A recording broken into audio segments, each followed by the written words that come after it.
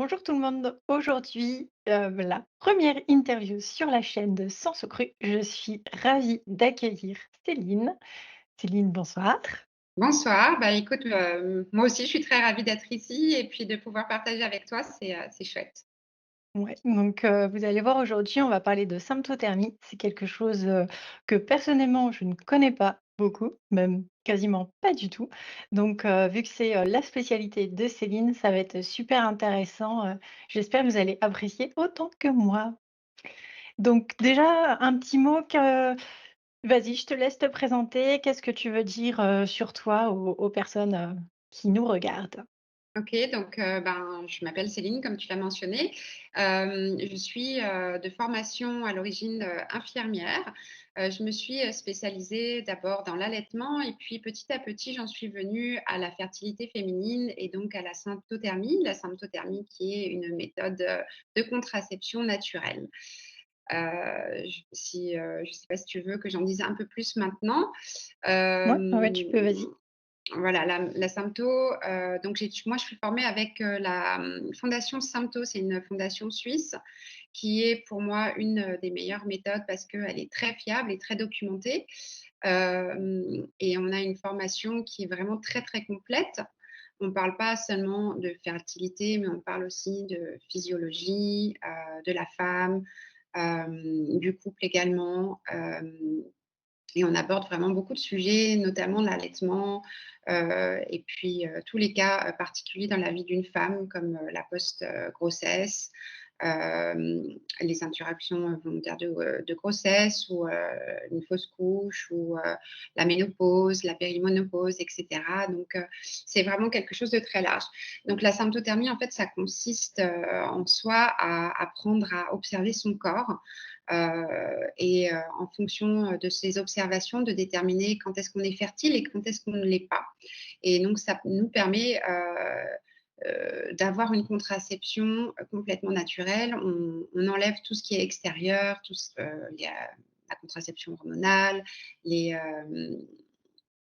heu, les stérilés et cetera, et en fait, on y va avec l'observation de son corps pour pouvoir, maîtriser notre fertilité. Mmh. Oui, reprendre, le pouvoir aussi sur le cycle. Moi, c'était ça, que je trouve, super intéressant, c'est de tout se réapproprier et parce que, voilà, c'est bien de faire appel aux autres, à la médecine et cetera quand il y a besoin, mais autant essayer d'apprendre un maximum, sur soi et c'est pour ça que, que je t'ai invitée ce soir parce que je me suis dit que c'était un super sujet et donc notamment tu m'as mis, l'aide. Moi, ce que je voulais voir, ce soir, c'est vraiment le côté, retour de couche, puisque c'est quelque chose, qui revient souvent. C'est, à quel moment, en fait, reprendre une sexualité puisque ça fait peur le retour de couche parce qu'en effet, ce n'est pas anodin. Mais, voilà, c'est quelque chose que je pense que la symptothermie peut aider et donc, j'aimerais vraiment avoir, ton avis là-dessus. Ouais. Alors l'idéal, quand on pratique, la symptothermie, c'est, de pouvoir, avant, de tomber enceinte, de pouvoir déjà connaître la méthode pour pouvoir, maîtriser en fait au mieux sa méthode. Après c'est complètement possible de le faire après accouchement. J'ai accompagné des femmes qui, ont découvert la symptothermie juste après leur accouchement et qui ont voulu être accompagnées, donc ça se fait. Hem, mais c'est sûr que ça prend un peu plus de temps pour bien comprendre, et donc c'est toujours intéressant de se préparer justement, en amont, pour pouvoir, appliquer au mieux cette méthode.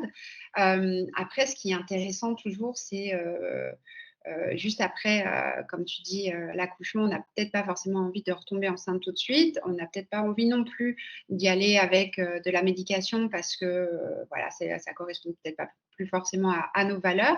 Donc là, et ce qu'on propose, c'est justement de se réapproprier notre corps, de l'observer et de regarder à quel moment on va, redevenir fertile. Alors il y a 2 cas de figure en fait en accouchement.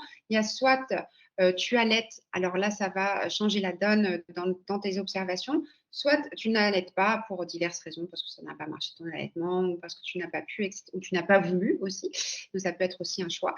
Donc Quand tu allaites, tu as une période quand même, où, quand tu es dans un allaitement exclusif, tu as une période où tu es complètement infertile, donc tu as quand même une période comme de 3 mois environ où tu peux être sûr que tu vas pas, être fertile du tout. Après quand tu n'allaites pas, c'est généralement ta fertilité, elle revient à peu près à 8 semaines. Le Comme c'est approximatif, le but, c'est de pouvoir observer quand est-ce que je redeviens fertile.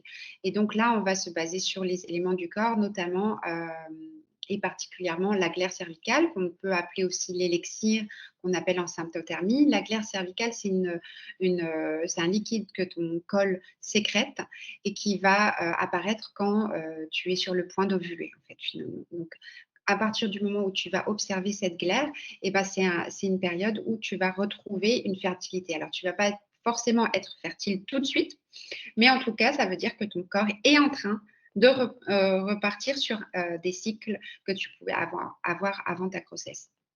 Donc, du moment que tu n'as pas de signe de fertilité, que tu es avant les 8 semaines et que tu allaites pas, là, il y a pas de risque de tomber enceinte. C'est à partir du moment où ta glaire, elle revient, que là, on peut faire un peu plus attention et hem et voilà et reprendre,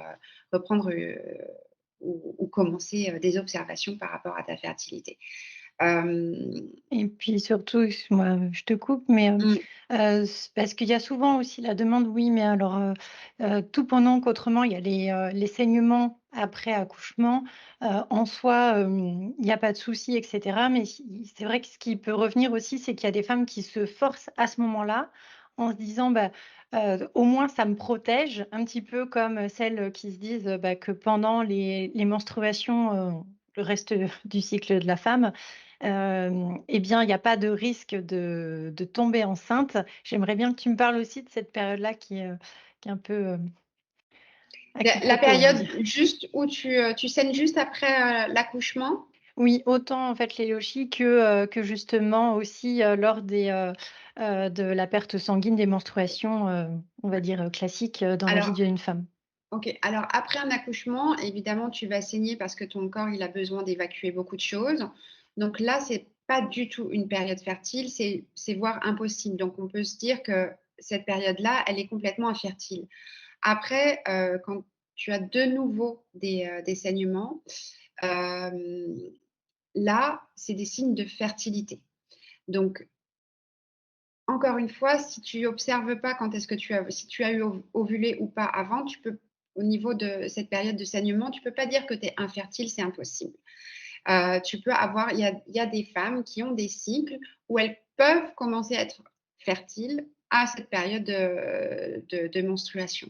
Donc et c'est pour ça que la symptothermie était vraiment intéressante parce qu'on apprend justement à découvrir son corps et à savoir à peu près quand est-ce que démarre notre période de fertilité. Donc il y a des femmes, elles sont sûres à 100 parce que ça fait 6 mois, 1 an qu'elles s'observent. Elles savent que pendant la période de menstruation, elles ne vont pas ovuler ou alors elles n'auront pas un début de période fertile. Par contre, si tu t'es jamais observé, ne prends pas le risque. Ne te dis pas que tu as pas de risque de tomber enceinte, en fait, parce que tu sais pas encore comment fonctionne exactement ton corps. Donc le plus important, c'est de le connaître, de savoir comment tu fonctionnes et puis après tu pourras te situer dans ton cycle et savoir un peu, comment toi tu fonctionnes, en fait. Mmh. Ouais, je te remercie de justement bien mettre ça en évidence parce que c'est vrai que c'est quelque chose que moi j'entends régulièrement et que voilà, j'ai beau répéter que ce n'est pas forcément valable pour, toutes les femmes. Donc ça, c'est chouette et il me semble que oui, dans la symptothermie, il n'y a pas non plus que, la glaire. Donc est-ce que tu peux nous en dire un petit peu plus sur les autres formes en fait, pour cela? Oui, tu as 2 grands signes de fertilité, voire un troisième qui est un peu plus secondaire, mais les 2 grands signes, c'est ta température corporelle et ta glaire. Donc la glaire, c'est le comme on vient de le dire, c'est le premier signe qu'on va observer surtout après un accouchement parce qu'en fait, finalement, on ne va pas s'embêter tout de suite avec la température parce qu'on est fatigué, on devient maman, il y a notre rythme de change, etc. Donc, on va juste se focaliser d'abord sur la glaire. Une fois qu'on l'a réobservé, c'est qu'on sait commence à rentrer dans un cycle de fertilité. Donc une fois qu'on est sûr qu'on re-rentre dans ce cycle, alors là, on va reprendre nos températures ou les prendre si on n'a jamais, pratiquer la symptothermie. Et donc là, la méthode pour prendre sa température, elle est très spécifique. On a besoin d'un thermomètre qui est adapté. On a besoin aussi de connaître aussi à quel moment il faut la prendre, etc. Donc c'est tout un apprentissage. Je ne sais pas si tu veux rentrer dans les détails, mais parce que ça peut prendre quelques temps. Mais en tout cas, euh, brièvement, c'est un thermomètre qui va te donner une température 2 chiffres après la virgule, donc avec un double zéro. Et puis, c'est une température qu'on prend généralement avant de se lever. Mmh. À peu près Oui. à la même heure. On essaye de la prendre à peu près à la même heure tous les jours, si on arrive à se lever tous les jours à peu près à la même heure. Et après, le troisième signe de fertilité, c'est la position de ton col. C'est une chose, encore une fois, qu'on ne peut pas faire tout de suite après l'accouchement parce que, ben, évidemment, on vient d'accoucher, notre col a besoin de se remettre en place, etc. Donc, ça prend quelques semaines pour qu'il se retrouve sa taille qu'il avait avant. Donc, et après, c'est voilà, de regarder sa position de ton col quelques semaines, quelques mois après ton accouchement, où tu peux observer que finalement, ton col va être plus haut en période fertile et beaucoup plus bas en période infertile. Donc, ça peut être aussi un indicateur qui peut être intéressant quand on est à l'aise avec son corps, quand on a besoin d'aller observer à l'intérieur. Ça peut être aussi un signe euh, qui, nous, euh, qui nous dit aussi à quel moment je suis fertile. Mmh. Oui. Et bah, moi, ce que je te propose peut-être, oui, pas forcément d'aller, vraiment en profondeur vis-à-vis de ce thermomètre, mais si tu as des conseils, des ressources en fait, je les mettrai moi en barre, d'infos, avec plaisir et avec évidemment, aussi, ton contact, pour que les personnes elles puissent aller plus loin et puis, bah, si, justement vous avez, des questions particulières, n'hésitez pas à les laisser en commentaire et avec plaisir qu'on fera une session numéro 2 avec Céline. Ah oui, vraiment, ça me fera plaisir aussi. Ouais. Et donc moi, ce que j'avais aussi envie de voir, enfin, tu as peut-être d'autres choses autrement, à dire, sur cette période-là de retour de couche ou Euh, alors, oui, en fait, on a plein de choses à dire. Euh, j'ai envie de dire aussi que en retour de couche, en fait, c'est un peu similaire aussi pour les femmes. C'est peut-être intéressant de mettre cette petite parenthèse. C'est aussi similaire pour les femmes qui ont eu une fausse couche ou qui ont dû faire une interruption médicale de grossesse. C'est un peu le même principe parce que finalement, tu étais dans une période de grossesse, même si c'est une grossesse de 1 ou 2 mois, où tu as eu tout un jeu hormonal qui s'était orchestré dans ton corps. Et quand cette interruption arrive, eh ben, c'est un peu comme aussi comme tu as eu cet accouchement parce que en fait ton cycle s'était interrompu à un moment donné et là il va reprendre. Donc finalement on reste sur le même principe, c'est-à-dire que ça va mettre du temps plus ou moins long en fonction des femmes, en fonction aussi du stade de grossesse. Et en fait donc ton cycle va se remettre petit à petit. Et encore une fois, c'est ton premier cycle de signe de fertilité, ça sera encore une fois ta glaire mmh, qui va t'indiquer que ça y est, tu retournes sur un cycle qui va redevenir au fur et à mesure normal.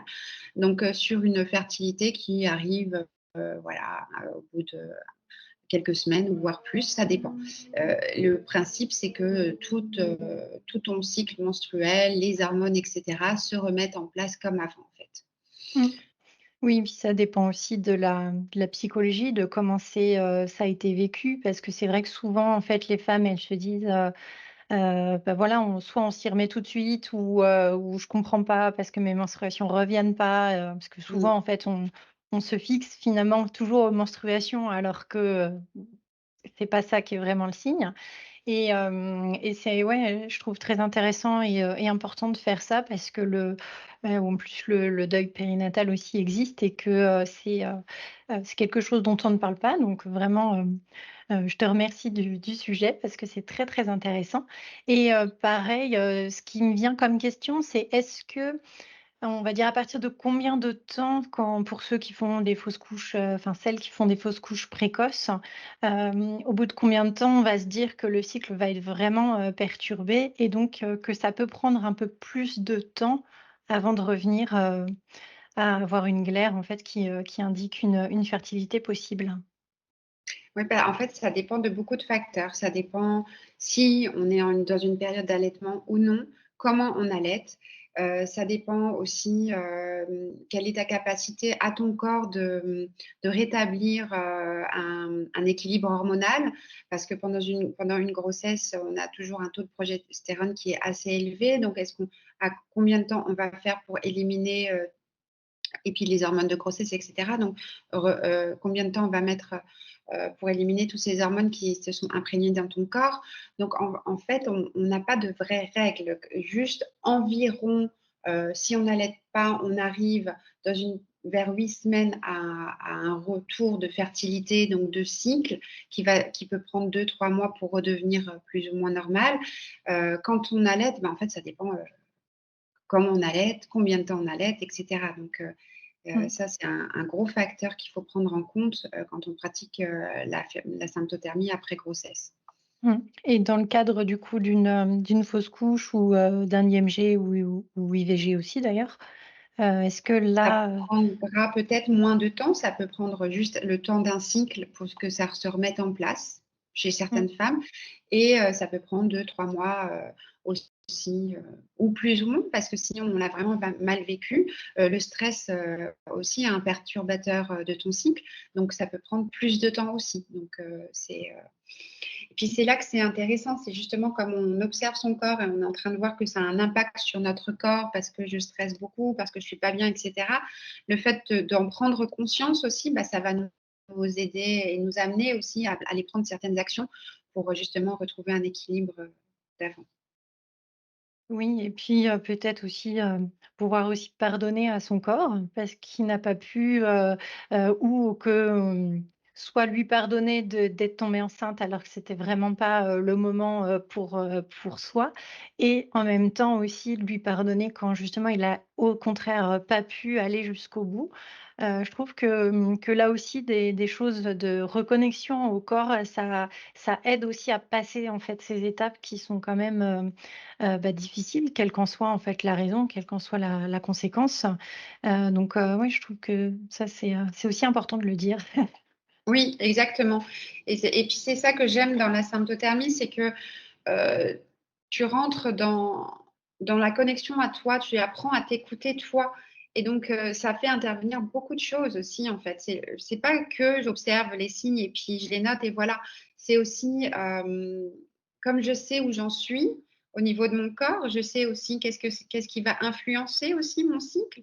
Je vais vraiment apprendre à m'écouter. C'est vraiment un moment où, qui je dis toujours à mes clientes parce que c'est ça la grande difficulté, c'est de s'observer dans le quotidien et en fait, je leur dis toujours de le prendre comme un cadeau. En fait, c'est comme si tu allais faire un check de toi-même, juste 2 minutes en fait dans ta journée et c'est pas seulement, comment je me sens, où il est, qu'est-ce que je sens au niveau de ma glaire, mais c'est comment je me sens, mais complètement de la tête aux pieds, tu sais? C'est un moment vraiment que pour moi et avec moi-même et donc ça fait intervenir aussi plein d'autres choses, en fait. Mmh. Ça Oui. on peut reprendre confiance en soi, on peut se ressentir plus femme qu'on ne pouvait le sentir avant, on peut se sentir, plus libre aussi, avec beaucoup d'autonomie donc généralement les femmes, elles sont vraiment très contentes justement de pratiquer, cette Mmh. méthode. Oui et en plus, quelque part, c'est un cadeau qu'on se fait tous les jours, en fait. Parce que Oui, on vit dans notre corps exact. H24 pendant, Mmh. on l'espère, pas mal d'années au total et c'est vrai que, on conscientise très rarement le fait de le remercier, de nous porter, de nous aider et cetera, alors que, le corps, il fait tout pour nous, finalement. Donc c'est aussi important d'en prendre soin de cette enveloppe-là. Mmh. Oui, exactement. Tu touches un point vraiment important, c'est d'en prendre soin et en voyant, c'est souvent en voyant que, ben: «Ah tiens, mon cycle, il est peut-être pas forcément super, joli. Qu'est-ce que je pourrais faire pour que mes cycles s'améliorent?» Et donc, là, on en parle et puis, bah, souvent, ça passe par l'alimentation, l'hydratation, la relaxation, sous n'importe quelle forme, faire des choses qu'on aime et cetera.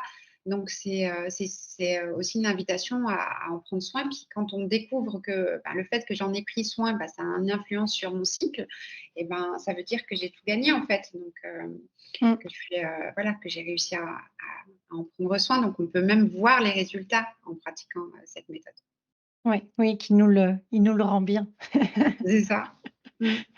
Et il y a une autre chose aussi qui, moi, bah, forcément est vraiment, au cœur, de ma chaîne, de ma pratique, c'est, le la relation du couple, en fait. Comment, elle évolue, par le biais évidemment de l'enfant, mais même en tant que tel, en fait, que l'enfant n'est pas le but en soi véritable du couple, mais c'est le couple et c'est la résultante qui est l'enfant. Et donc je voulais avoir un peu justement ton avis vis-à-vis de la symptothermie. Comment est-ce que le couple peut naviguer là-dedans? Comment le partenaire peut être vraiment, impliqué en fait, dans le cycle? Parce que mis à part, toutes les, oui, bon, bah, elle va pas bien, elle doit avoir ses règles, oui, bah, elle est chiante, donc elle doit avoir ses règles. Bref, mis à part tout ça qu'on nous met un peu sur le dos, on se dit, «Ah, c'est super sympa cette période, c'est on est contente d'être femme». Donc voilà, comment cette vision-là aussi peut changer grâce à la symptothermie? Oui et ben, et comme tu dis, en fait, quand on a ce genre de réflexion, bah, finalement, c'est parce que la personne, elle est à l'extérieur de la situation et de ce que la femme, elle vit. Ap ce qui est, chouette dans la symptothermie, c'est que finalement, c'est pas une méthode qu'on va pratiquer toute seule. C'est vraiment une méthode qu'on pratique à 2, parce que sinon c'est lourd à porter.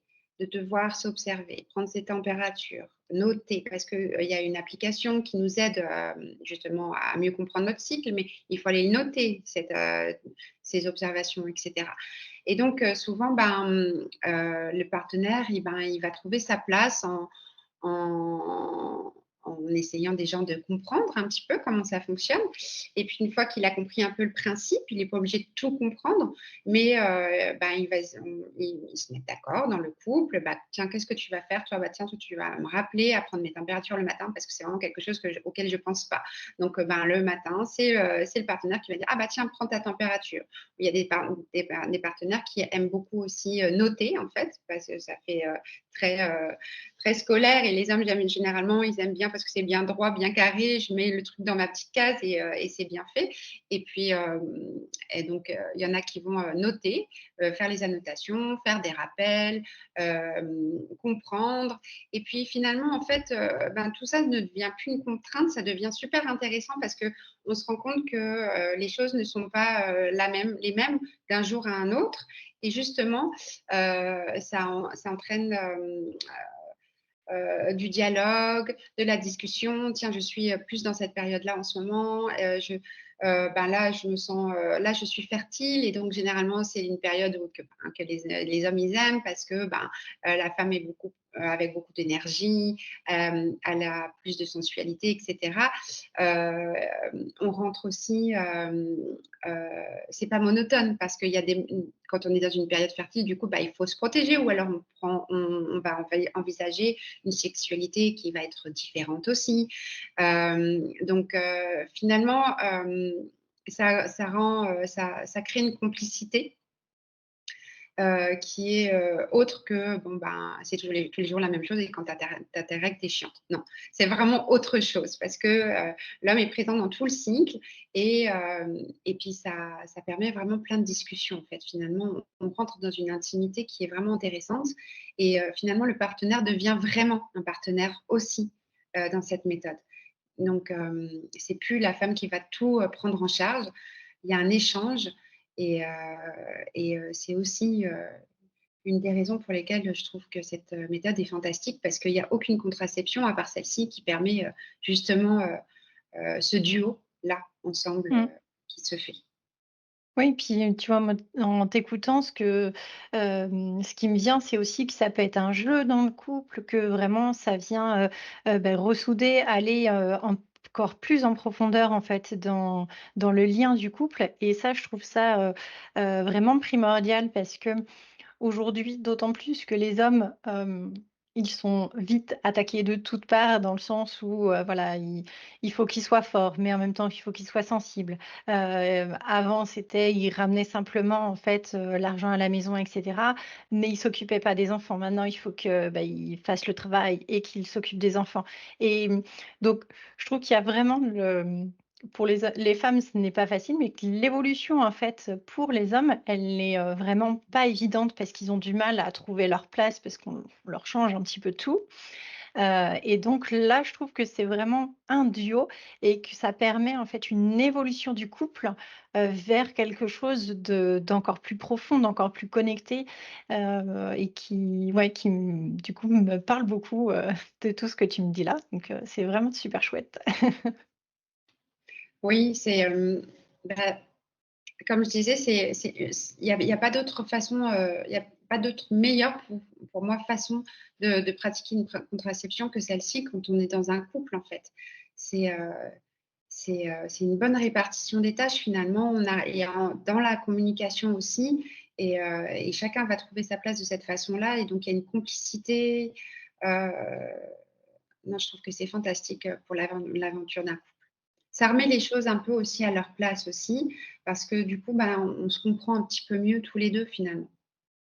Oui, oui et puis quelque part, il y a aussi une ouverture que la femme doit avoir parce que là, c'est vraiment de l'intime intime pour le coup Mmh. et que, moi, c'est ce que je vois assez régulièrement, c'est qu'en fait, en séance, elles ne se livrent pas là-dessus. Alors ça peut être par pudeur, ça peut être, parce qu'elles ont besoin d'un jardin secret et cetera. Tandis que là, le but, c'est de co-créer finalement, tout ça et en tout cas, moi, de ce que je vois, en séance, c'est peu d'hommes qui, refusent, catégoriquement d'essayer, de se connecter, en fait, à leur partenaire. C'est qu'au contraire, les hommes d'aujourd'hui, ils essayent, en fait, de se dire mais ils savent qu'il faut qu'il y ait des actions, de mise en place pour que un couple, il fonctionne, qu'il tienne, que, la flamme en fait, il faut l'entretenir et je trouve que de casser ce lien, parce que, c'est, une période où on a besoin d'être un peu plus, renfermé et cetera et que ça, eux, ils vont pas forcément le comprendre si on leur explique pas non plus.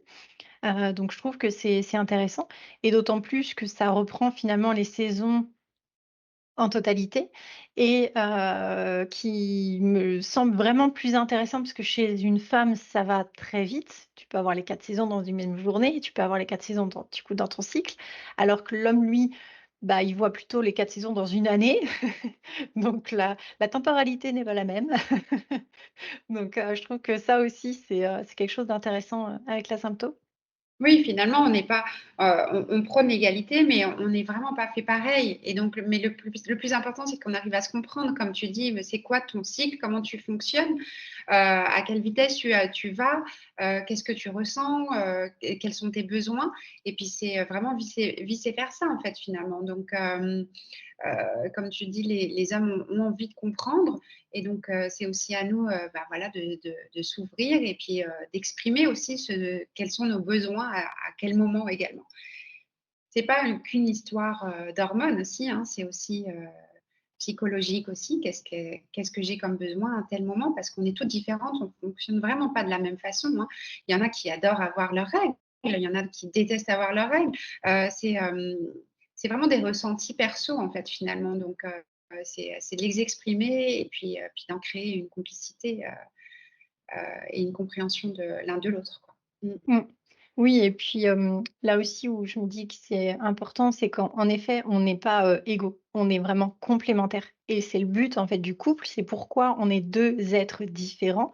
C'est pour aller dans la complémentarité parce que on va, avoir des façons de penser qui vont être différentes et c'est pour le mieux puisque ça va montrer alors quand il y a des enfants d'autant plus, qu'on on doit toujours quelque part s'adapter aux autres, que, les autres nous font grandir et que le but premier pour moi, en tout cas d'un couple, c'est vraiment de grandir ensemble, d'évoluer et le fait d'avoir comme ça cette inégalité, beh, ça nous permet finalement d'avoir, bah, les forces de l'autre, et associées à nos forces à nous pour que, justement, bah, nos faiblesses, bah, elles sont, beaucoup, moindres, mais aussi pour vraiment élargir la façon de penser et le but n'étant pas que, et tu vas me dire si je me trompe, si tu as le même avis, que ça soit l'homme qui porte, du coup, tout le fardeau, on va dire, du cycle et de la contraception. Parce que quelque part, c'est soit dans ce qu'on voit dans les couples en général, c'est soit, bah, les garçons, bon, bah, c'est eux qui, achètent les préservatifs et cetera, qui sont que là-dedans et si, par malheur ils cassent ou qu'il y a un problème, bah, c'est eux qu'on va, engueuler, ni plus ni moins et à contrario, bah, sinon c'est la femme qui va, elle, autrement, arrêter la pilule parce qu'elle veut un enfant mais elle l'a peut-être pas forcément dit à son conjoint. Tandis que là, bah, c'est vraiment, voilà, de la co-création, c'est-à-dire que chacun choisit, chacun est acteur de ça et c'est une vraie responsabilisation des 2 qui est mis en avant, quoi. Oui, exactement. Moi, je suis complètement d'accord avec toi par rapport à ça, parce qu'en fait, finalement, quand tu enlèves tout ce qui est, de l'extérieur et ben, finalement, comme tu reviens à toi, tu reviens aussi à ton couple. Donc c'est vraiment un travail interne, pour les 2. Donc il n'y a plus, de fautif extérieur. C'est vraiment, cette dualité qui fonctionne ensemble. Donc, c'est ça qui est vraiment chouette, dans cette méthode finalement. C'est qu'on arrive à trouver, un équilibre plus ou moins, hein, parce qu'après, c'est sûr que, tu peux avoir, des femmes qui pratiquent complètement la symptothermie, puis qui, n'arrivent pas à faire rentrer, leur partenaire aussi dedans. Ça arrive aussi et donc, ça continue à rester un poids. Mais bon, le but, c'est justement, de mettre le point là-dessus, regarde, en communiquant aussi et puis en disant: «Bah, regarde là, je continue à m'impliquer alors que c'est quelque chose où j'aurais besoin de toi». Donc ça peut mettre, aussi en avant, certaines choses à retravailler dans le couple et cetera, donc c'est une occasion, c'est une opportunité, pour soi et aussi pour le couple finalement. C'est généralement une méthode qui se pratique à 2, vraiment. Mmh. Ouais, ouais, Vraiment ouais, et ça puis c'est particulièrement, j'ai envie d'ajouter particulièrement en post-grossesse, voilà, en post-accouchement parce que, tout est tellement chamboulé, ton corps, ta vie, ce que tu es et cetera. Hem, donc il y a tellement de chamboulements tout autour que justement là, encore une fois, heu la communication va être hyper importante, pour tout le monde, en fait. C'est mmh. parce que, il y a tellement d'émotions, tellement de chamboulements, une nouvelle vie qui commence et cetera. C'est, aussi bien physiologique dans ton corps qui est complètement, changé et le papa qui peut parfois ou le partenaire qui peut parfois ne pas comprendre ce qui se passe et cetera. Donc encore une fois, on va communiquer et puis la symptothermie, c'est une bonne occasion, un bon prétexte pour justement rentrer dans le vif du sujet, en fait, finalement. Mmh. Ouais, ouais, ça c'est vraiment très intéressant et ce que, j'ai envie de voir aussi, c'est que moi j'aime bien tout ce qui est, scientifique aussi, de par, mon parcours et comme un petit peu le tien. Donc justement, j'avais envie aussi de remettre un peu des chiffres sur le côté efficacité puisque, donc c'est bien de, voilà, se reconnecter au corps et cetera. Mais, par rapport aux autres méthodes, donc de contraception, au niveau efficacité, qu'est-ce qu'il en ressort finalement? Ah, écoute, les chiffres, ils sont, très parlants. On a un taux d'échec en théorie pour, pour la symptothermie qui est de 0,4. Et si on le compare avec une contraception, hormonale, la contraception hormonale, en théorie, elle est à de 0,2. Par contre, quand on va dans la pratique, la contraception hormonale, elle a un taux d'échec quand même de 8. C'est des chiffres de l'OMS, hein, que je te sors. Alors que, si on a une bonne pratique de la symptothermie, où on a été accompagné, où on a eu un accompagnement pour, être, certifié, autonome de son propre cycle, si on peut dire, là, on a un taux d'efficacité de 2%. D'échec, pardon, Des échecs, d'échec, oui. Mmh, de 2%. Donc ça va vachement mieux qu'avec, quelque chose d'extérieur finalement. mmh, C'est une méthode qui est très, très, très efficace si on la pratique bien, bien sûr. oui. C'est très rigoureux, ça demande un accompagnement, ça demande une connaissance de soi et cetera. Mais quand on maîtrise la méthode, on peut être quasiment sûr de soi, quoi. Et du coup, justement, dans cet accompagnement, pour toi, au bout de combien de temps, de cycle? Est-ce que c'est variable? Est-ce que tu peux, te dire que là, c'est bon, tu comprends vraiment ton corps, quoi? Alors, on va parler hors grossesse, hors accouchement. Il nous faut 6 mois d'accompagnement. C'est Mmh. vraiment ce qu'on a besoin. On a besoin d'apprendre à observer son cycle pendant 6 mois. C'est ce qu'on propose. Ça peut être plus, il y a des femmes qui choisissent 1 an d'accompagnement pour être complètement à l'aise, mais il faut un minimum de 6 mois. C'est important d'observer au moins 6 cycles pour voir comment on fonctionne, apprendre, à observer sa claire, apprendre à prendre les bonnes habitudes, avoir le temps de discuter avec son partenaire et cetera et donc après, pouvoir maîtriser, correctement la méthode. Ensuite en post-accouchement, donc ça dépend en fait, en période d'allaitement, ça peut être plus long. Mmh. Et non, s'il y a pas du tout d'allaitement, c'est pareil, ça va dépasser un petit peu les 6 mois, en fait. Donc ça Mmh. va dépendre, en fait, de son retour de cycle pour qu'elle puisse, bien pouvoir l'observer. Oui.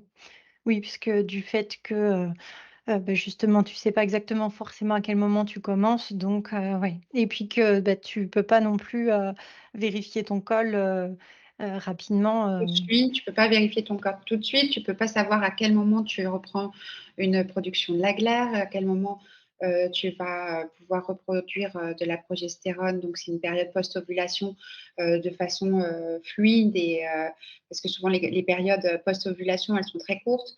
Donc on a besoin qu'il y ait un bon taux d'hormones qui se remette en place, correctement pour avoir un cycle, efficace et fertile. Donc c'est vraiment ça dépend de chaque personne, en fait. mmh, Encore une fois, je recommande vivement de, pratiquer la méthode avant la grossesse pour pouvoir être le plus à l'aise après la grossesse. mmh, C'est beaucoup plus oui. facile. Bah, c'est ce que je dis souvent, vis-à-vis du postpartum, que c'est bien de le préparer à l'avance, voire même justement avant la conception, Ouais. mais c'est il y a encore Oui, un petit peu de travail à faire l'idéal, de c'est toujours de pouvoir se préparer finalement. Puis, c'est vrai que maintenant, on est dans une société où tout va tellement vite et on pense tout savoir parce qu'on, voilà, ça va vite, on lit deux trois articles: «Ah non, non, c'est bon, je sais» ou «J'ai ma copine qui sait» et cetera et donc on y va, on se lance et puis c'est souvent, voilà, la première grossesse, premier accouchement: «Oh mon Dieu, si j'avais su, si j'avais su».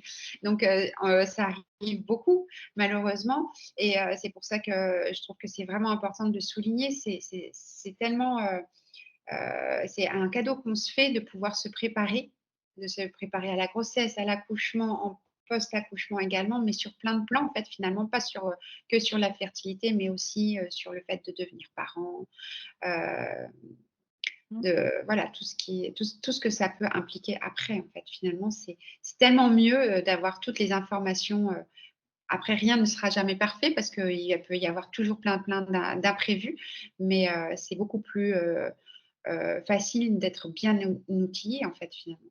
mmh. N'est-ce pas? N'est-ce pas? C'est aussi, ce que je prône. Bien, eh bien, je pense qu'on a fait un petit peu le tour. Est-ce qu'il y a quelque chose que tu aimerais, rajouter, pour conclure? Hem, je pense qu'on a bien fait le tour. C'est sûr qu'après, on peut être plus spécifique en fonction de ce que tu es en train de vivre, comment tu vis ton accouchement, comment ça se passe dans ton couple et cetera. On peut peut-être détailler un peu plus les choses, mais heu, finalement, heu, ce qu'on a pu dire et ce qu'on pourrait résumer, c'est tout simplement être à l'écoute de ton corps, de toi, et quels sont tes besoins, qu'est-ce que tu as envie de vivre.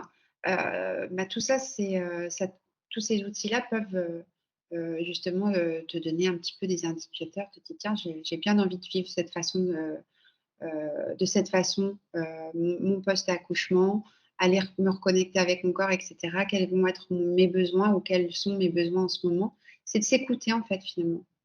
Mmh. On en revient toujours au même, c'est vraiment s'écouter et qu'est-ce que je ressens? Qu'est-ce qui serait bien le mieux pour moi? Oui. Oui, totalement, je suis bien d'accord. Eh bien, moi, j'ai envie de te dire, où est-ce que les personnes, elles pourraient te contacter, justement? Parce que moi, autant je le mettrai en barre d'infos, mais par contre, si tu as envie de donner, là, maintenant, tu peux. Oui, ben, alors moi, on peut me suivre déjà sur, Instagram. Après je